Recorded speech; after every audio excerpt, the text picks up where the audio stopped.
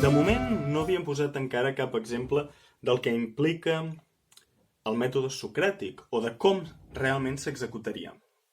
Doncs bé, agafem un exemple que prové de la història de la filosofia, i és que sabem que Sòcrates en una ocasió es va apropar a un guerrer que deia ser el més valent. I se li va apropar utilitzant, primerament, aquesta fase 1, la de la ironia, li va dir el següent. Guerrer, tu que has combatut en tantes guerres, tu que ets un combatent tan ferotge, tu que has lluitat, tu que et consideres tan valent que no li tens por a res, sabries dir-me què és la valentia? Davant d'aquestes paraules, el guerrer, aquest fatxenda, no va saber què respondre-li què és la valentia. Aquí veiem com ironitza, com Sòcrates ironitza, com va buscar, doncs tu que passes per tan valent, digue'm què és la valentia. I aquí ens adonem que és tot sovint complicat definir segons quines coses. I aquí és quan el guerrer, quan el combatent, s'adona d'aquest no saber, i ho ha aconseguit Sòcrates amb la ironia. El que passa és que, clar, el guerrer, a l'ofendre's, ja no vol, doncs, continuar aquest diàleg i mirar d'aconseguir de treure l'entrellat a la qüestió, o si més no, aproximar-s'hi.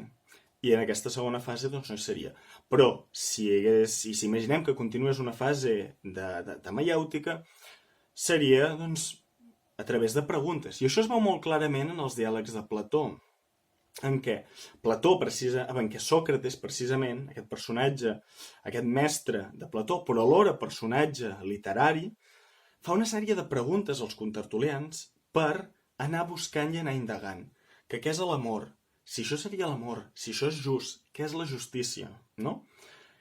I aquesta seria la segona fase, la maièutica, en què el guia et fa una sèrie de preguntes per tu poder desenvolupar bé el teu plantejament, allò que tens aquí. És important destacar que per Sòcrates aquella vida que mereix ser viscuda és aquella vida que s'examina. I per això utilitza sempre el mètode socràtic. A més, i aquesta és una frase també recurrent en Plató, és una inscripció que hi havia al temple de l'oracle de Delfos, que fa així: coneix-te a tu mateix. I és precisament on va el quid de la qüestió del mètode socràtic, en el coneixement d'un mateix. Evidenciar primer que no sabem res i després fer brollar realment allò que sí que sabem.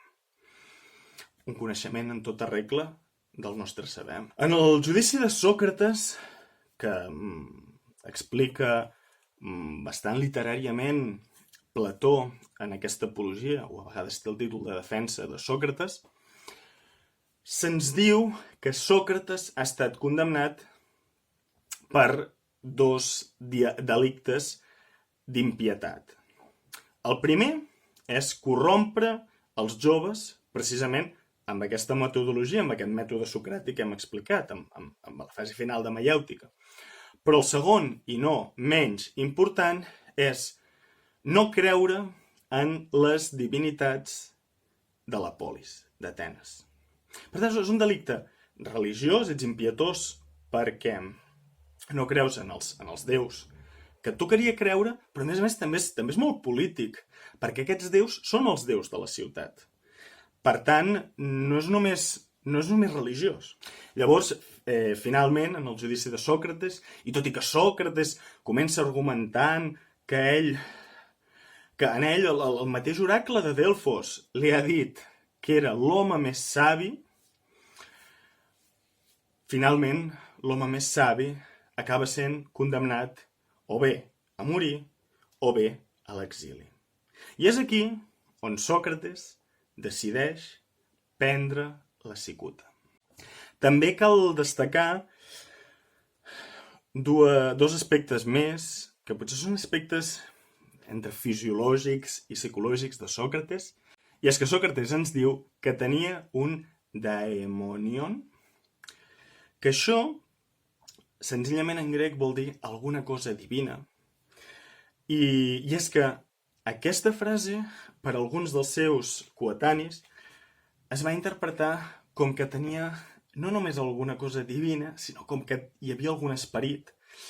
I aquests esperits eren molt populars dins la cultura grega, però que era un esperit que no era el déu de la ciutat. Per tant, això, aquesta interpretació que podien haver fet alguns, també va jugar en la seva contra en el judici. Mentre que en realitat, Sòcrates, amb aquest daemonion, no ens estava dient que tingués un daemon, que era una mena d'esperit, com ja he dit, molt tradicional, sinó que tenia alguna cosa divina. I aquesta cosa divina, el que hem pensat, és que es referia a la pròpia ànima o a la pròpia autoconsciència.